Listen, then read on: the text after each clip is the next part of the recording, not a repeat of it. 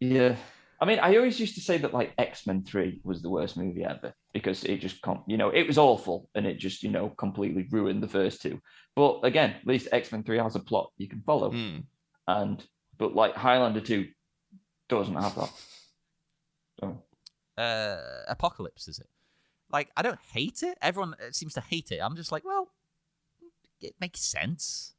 Like, at least. Yeah. Apocalypse is mostly terrible, but there's one scene in that movie where Apocalypse takes over Xavier's mind, and he's going to use him to launch all of these nuclear missiles. And it's playing this classical music, and it's actually like a really tense scene. And I remember being like, that's pretty good. Like, that's actually that's a good moment until they break, they get him out of there, get him out of his head and stuff. And I just remember at the end when the X-Men are all simultaneously using their various powers to fight Apocalypse, and I was like, oh, it's a proper superhero team movie where they're using their specific abilities to take on this guy at the same time, like a team.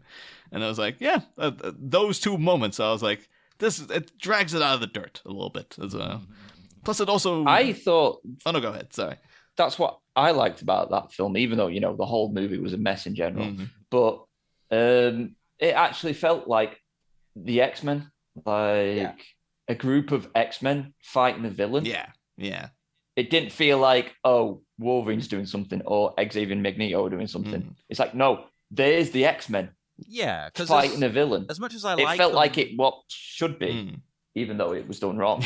But, yeah. As much as I like them all, I do often get the vibe that it's like, oh, this is a Wolverine movie with some supporting. Oh, 100%. Even like Days of Futures Past is just like, yeah, we need to get Wolverine in here. It's like, so he's not really a big part of that, the original storyline. Like, get him in. He's the main character now. Doesn't matter, yeah. Yeah, like Cyclops in the movies. I'm going to be honest. I hate him. He's boring. He does nothing, that's why. He does nothing. Yeah. And really, he should be one of the main characters. Yeah. I love that. He's the leader of the X-Men, always has been. Yeah. That's the thing, though. Even after, though, not minding Apocalypse all that much, still haven't watched Dark Phoenix and still have no real intent to ever do. Don't. Yeah. I haven't watched...